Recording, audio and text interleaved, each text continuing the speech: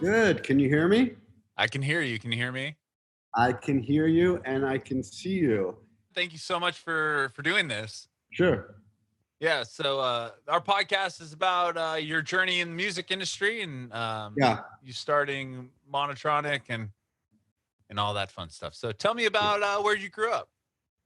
I grew up in rural New Jersey, a town called Mendham, near Morristown, for the Okay. first 12 years of my life. Uh, Neighbors had a cornfield. I had one of those little mini bikes. My next door neighbor had a pony. I mean, basically the kind of New Jersey most people don't see, because Okay. Uh-huh. you know how people say New Jersey, what exit off the turnpike, and because it's New York City and all that with the proximity. So I grew up kind of, country bumpkin. Around high school, we moved to Bergen County, and that was, Real Housewives of New Jersey territory. Oh, okay. It's a little more up class. And I remember the first day of school being in the back of the station wagon with my sister, and she was saying to me, I was like, and I was replying, it was like, because we were just making fun of all the kids, Yeah, because we yeah, didn't yeah. talk that way where we were from. Oh, okay. It was like it was really self-important kids. I mean, these are the kids of like New York Giants and the sports. It was pretty. My mom wanted to step up, so to speak, and so we ended up moving from Mendham to Franklin Lake, so basically New Jersey, and then went to the University of Oregon on a wrestling scholarship. I was New Jersey state champion, Wow. and I hated wrestling so much that my mom had to pay me to do it. And Really? So so, you didn't even yes, like doing it, but you're that good? I'm a lazy mofo. Like I'm just so lazy. And so, I mean, it's pretty hardcore. Wrestling is a bit like Sure. it's like squash or one of those other sports that people don't realize how rigorous it is. It's just really intensive. And so I started when I was like 5 or 6 years old. So by the time I was in high school, I got pretty good. Uh-huh. Um, and then I went out there, and this was U of O, Division One, Pac-10. Um, and Division One's pretty hardcore. Like, what do you do with wrestling afterwards? Go to the Olympics, right? So like Yeah. I go out there. WWF. I'm just kidding. Yeah, right. Well, I know a lot of like the guys do like the ultimate fighting, and some of these guys have gotten super rich. Oh, Like, yeah. Oh, that's where they'd go to? yeah. Like it's often like the guy who's on his back who is winning because he's got the guy locked up, and then it's like the guy on top who looks like he's winning is ready to tap out because he can't breathe anymore. So Oh. it's the wrestlers that do really well. So if I had been thinking that way, that would be A whole different yeah. but definitely not. And so basically, long story short, I went out there, and I had been in this habit of just like waking up before high school, rolling a J, going to school. I mean, this is New York City suburbs, so we were exposed to everything at a very young age. So Sure. by the time I was like 17, 18, I'd done every drug you can imagine, whatever. I'd been through it all. Mhm. Totally sober now, but at the time, I was kind of a stoner. So I went out there, and I used to get so anxious before my wrestling matches that I would actually smoke weed before my matches. And so Oh, wow. I went out to the U of O, Division One, and tried to maintain those same habits, not realizing how much stronger the pot was on the Yeah. West Coast. And so you get out there, and this is Oregon weed that literally sticks to the wall. Like it's just like this Oh, sticky. yeah. And so, I'm an 18-year-old kid just trying to, be a college student. So, it didn't take long before I just quit the team.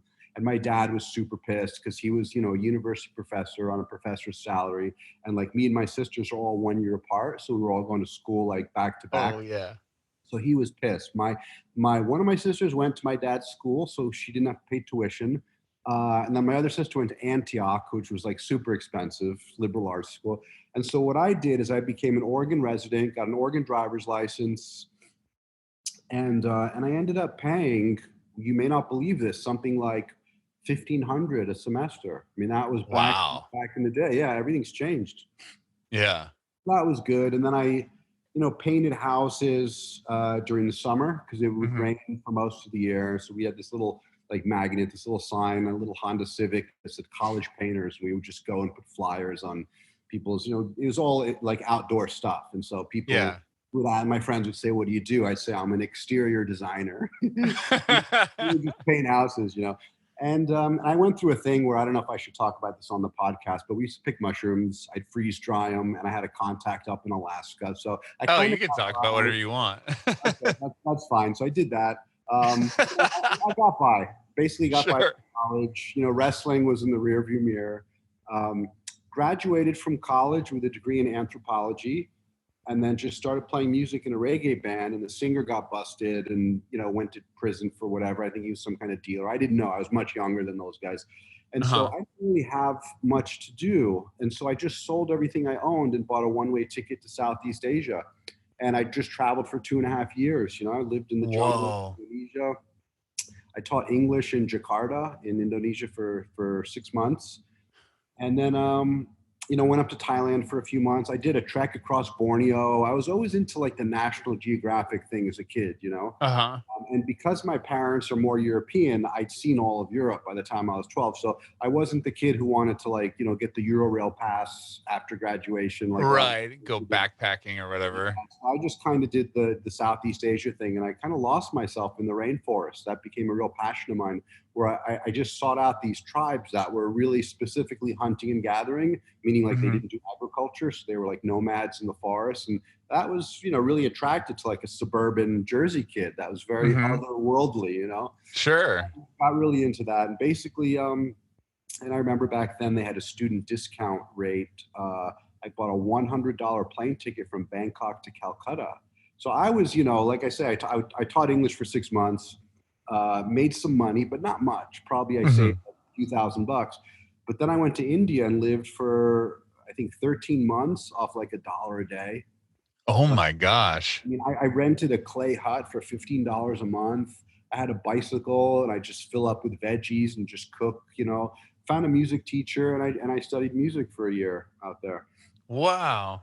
And how did you find like a place to rent? Like, I don't even, that's what blows me away about just like getting up and going to a different country. Like, how do you even start? Well, yeah, you always have youth hostels to fall back on, right? Got it. Yeah. If it's someplace like India, you know, you got your Lonely Planet book, and that's kind of how I figured out the Southeast Asia thing, like trekking across Borneo. If Lonely Planet would say, go to this village, make a left, I would make a right. You know, like I would just say, okay. So I was sort of had some kind of parameters to work with. I kind of knew what I was getting into, and I went up to. I spent a lot of time in Dharamsala. I did a 12-day retreat with the Dalai Lama. I've met him twice, actually. Really? How'd you meet him? Well, when I say meet, I just mean like, you know, when you do a retreat like that, at the end of the retreat, he kind of comes by and just says hi to everybody. Right. He's there presenting. Yeah. It wasn't like the way Bill Clinton meets him in the White House. Right. Well, of course. Yeah. I just kind of, you know, it was a 12-day retreat where you just drink water, and it was just a focus on, like, you know, the subject was mindfulness, right? So he does this thing where he talks into the microphone, and he's got like translators on either side, and like German, Chinese, English, whatever. So you tune into this like transistor radio. He's speaking Tibetan. So it's like lectures every day, meditation. And then at the end of that, everybody just kind of stands there, and he walks by and just says hi to everybody. And then just out of the blue, literally like 10 years later, I'm with my girlfriend, and we go to India we were in Goa, I think, flying to Delhi, and he's on the plane with us. Oh my God. And I wanted to say to him, like, hey, I attended your thing like 10 years ago and it was great. But I didn't want to bother him just because he had all these, like, you know, people walking up to him, touching his feet or whatever. Sure. And we got off the tarmac and there was a car waiting for him. So he just gets in the car and my girlfriend starts videotaping. I'm like, don't do that. What are you doing? Don't do that. And then after she gets that, I'm like, okay, send it to me. Yeah. I need to see this. Yeah. So that was the second time where we kind of, you know, wow. I guess cross paths. So basically I was a backpacker through most of my 20s. You know, like I did a degree in anthropology, didn't know what I wanted to do with it. And then it's like, you know, you come back to the States and you almost feel like a Vietnam vet, where like you see everybody who's like on their way to work, but you don't know what they're doing and why they're doing it. Right. Because you've just been out in the world, just living with no, you know, without a net, so to speak. And so I didn't know what I wanted to do. And while I was in India, I got pretty sick with like dysentery and stuff. And I came back home and I was recovering, and my dad started working on me with like the graduate school. So long story short, I ended up at the University of Manchester in the UK. Spent Wow. the summer in Lake Tahoe picking pine cones, just to make money, whatever. And then I ended up doing a PhD in anthropology. So I became an anthropologist. And so Wow. I went back to Indonesia, lived in the jungle for 2 years, with the same group of people that I had sort of discovered, in quotes, on my first trip. And that was 2 years I'll never forget, because it's very different than being a backpacker. Like, you're literally there to take notes and study the people, learn their language. And that was pretty intensive. So after 2 years of that, They were okay with that, obviously, with well, you being there and I started off with one of the more settled groups. And so the ones which are settled are starting to practice agriculture because the government's trying to get them to settle down. Okay. It's all this like weird conspiracy between like the logging companies and the people who are getting the payola in the government. So they're trying to get the people who live in the forest to settle down so that they could chop the trees down, so to speak. So basically, you start with a settled group, and then the settled group, those guys would have relatives who were still in the forest living a traditional life. So that's how I got in with those people. I started in a settled group, worked my way into the forest. By the time I actually got to know like the true forest nomads, I was already speaking some of the language, which blew their minds because they'd never seen anybody who was a non-Orang Rimba speaking the Orang Rimba language. Yeah. So that freaked them out, and that's between that and just having cigarettes all the time, that was kind of my job. I was there to supply cigarettes. They're, these guys are like tobacco fiends. So I was like the guy. I was always at cigarettes. And so they accepted me. And, after 2 years of that and 3 bouts of malaria, I was done. Oh my God. You got malaria 3 times? I've had it a few times. Yeah. Holy crap. When you're in the forest for 2 years, you can't take the medicine for every week because it's just not good for your liver. Oh. And when you're that deep in the forest in places like Sumatra and Papua New Guinea, the strains of malaria there, they develop a resistance to everything. Oh my gosh. It's pretty bad. And so, I came back home, taught at the University of Manchester for a year because that's like the requirement as a PhD student. Realized that like the students didn't want to be there. I didn't want to be there. It was just a bad trip, kind of like I knew I didn't want to go into academia. And so moved back to New York, finished my thesis, and then that was it, man. It was, that I wrote a book. So that made me feel good about myself. Like, okay, the book is out. I didn't waste my time completely. Because, when you do a PhD, you should have some plan of like what you want to do. Right. And in my case, it was really just to satisfy. It was just familial, obligations. It felt like, if you're from like a Mediterranean family, you're the only son. It's a bit like that Jewish joke. We're not Jewish, but as the joke goes, mom walks into the butcher. Butcher says, "Who are these cute little boys?" And the mother says, "Oh, this is Seth the dentist and Johnny the lawyer." Oh, right. Yeah. It's like I had a PhD before I was born. My older sister has a PhD. She teaches. Middle sister only a master's. Because she's the middle child, right?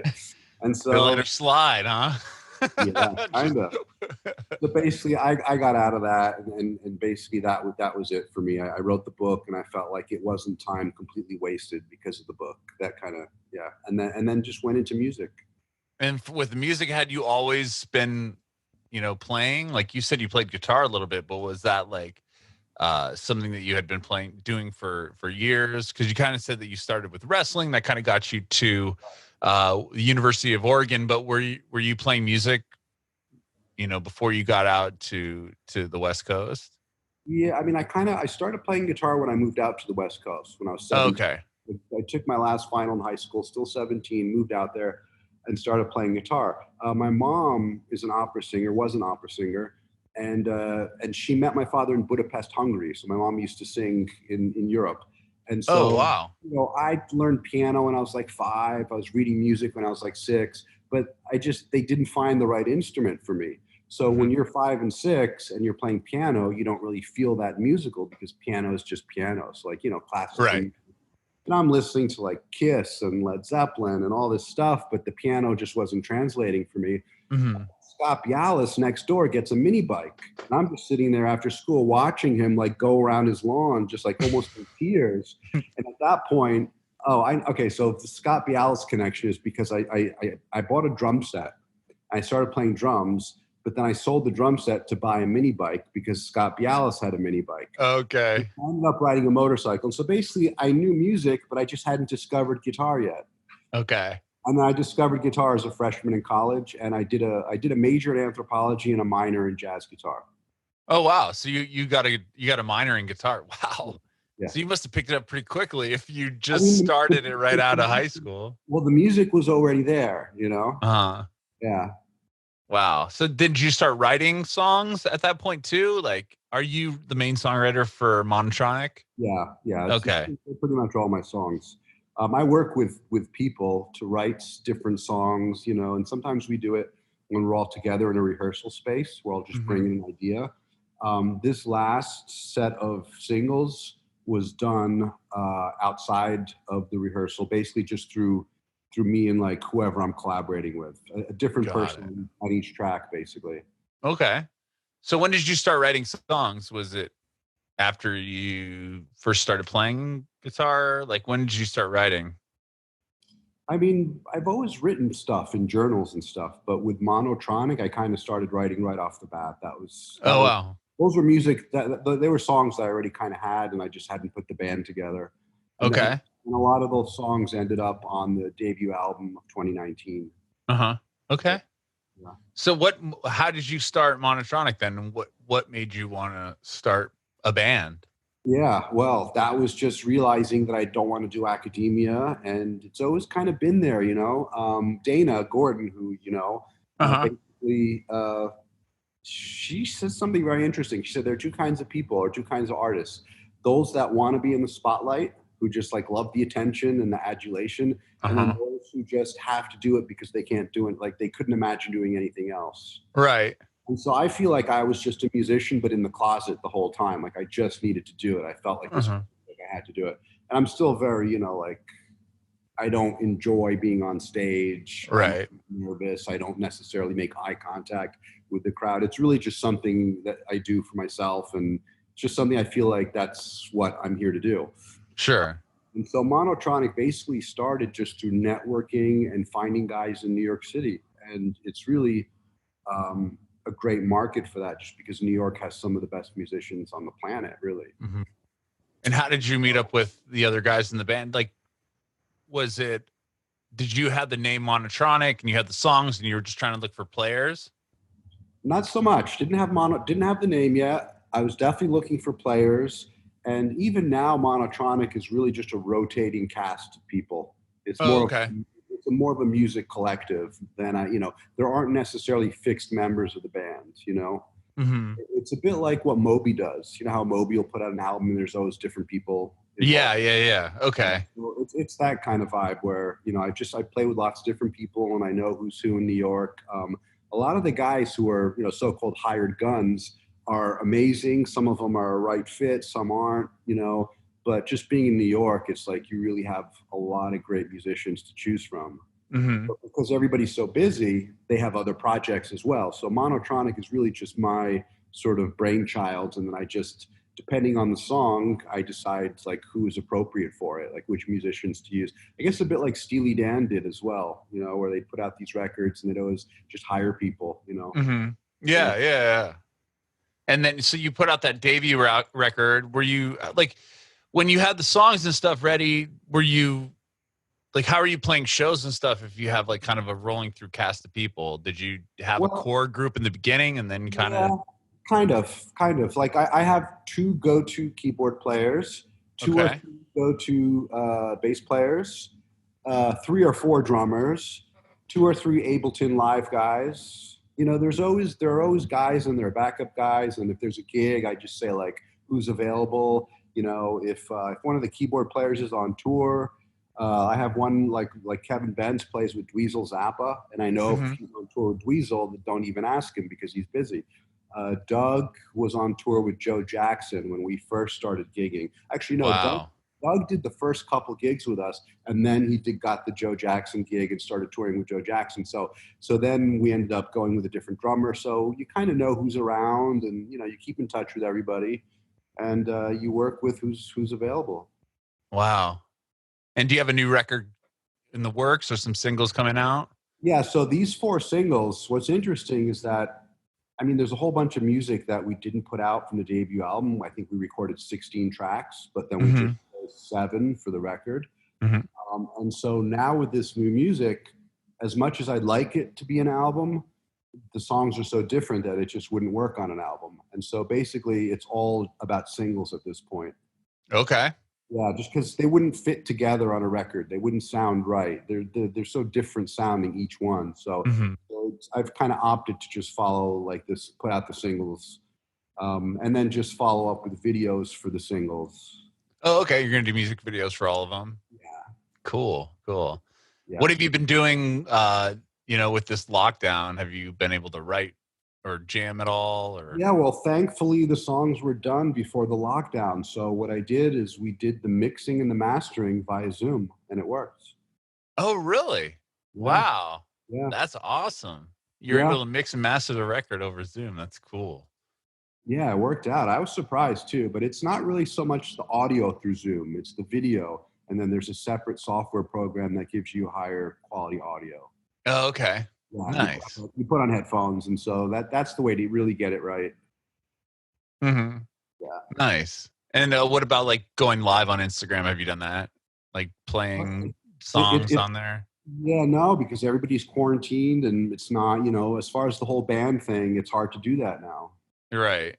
Yeah, but you won't go on by yourself? You're not?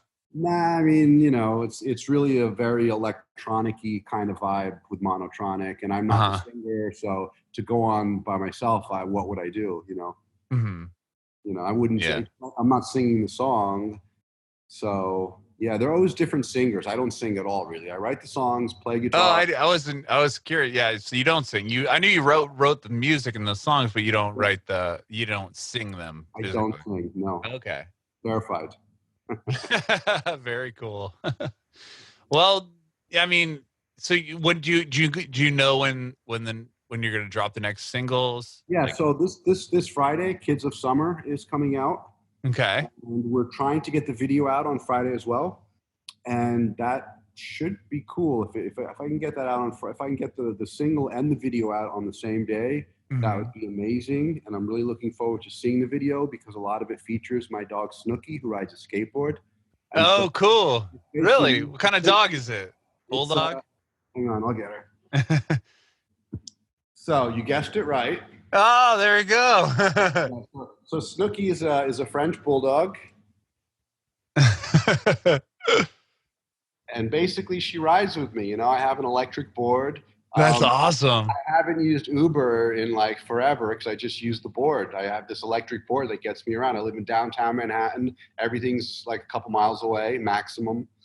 And so, and she likes to she's a rescue. So she has like the whole separation anxiety thing. And so basically I take her everywhere, and I have a fake ID for her. So she's a service dog. Oh, there you go. She's a pug from Kentucky, apparently. So I got that online. And so I created this little basket. I just went to like Staples and put it all together. It was a midnight project, lots of Velcro and crazy glue. And so she's got this basket on my board, and she just rides with me. Oh my gosh, that's awesome. Yeah. I'm looking forward to seeing the video. Should be cool. Yeah, so the video, she's incorporated into the video for the new song. She's kind of the star, yeah. The star. Awesome. I can't wait to see it. Comes out on Friday then. If the video drops on Friday, that would be great, but it's really up to the editors. We'll see about that. As far as the single goes, that definitely drops on Friday. It'll be on Spotify and everywhere else. Very cool. Well, dude, thank you so much for talking with me today. I really appreciate it. Yeah, pleasure. Yeah, I have one more question for you. I want to know if you have any advice for aspiring artists. Do it because you love it, because even if you think it's good, everybody might hate it. And like, you know what I mean? It's like, you're not going to get any satisfaction out of trying to, get Instagram likes and all that. It's a time where you really have to be passionate about it. I think more so than ever, because, it's just, it has to be something you really, really want to do. And you shouldn't really care what other people think. Just follow your art form, and if you don't mind being poor, then, yeah, there's no formula. I remember somebody asked Eddie Van Halen once, just a few years ago even, and they asked him like, within this Instagram age of like followers and what's like how do you do it? he said, you just play and that's it. And don't think about anything else because it'll drive you crazy. Bringing it backward.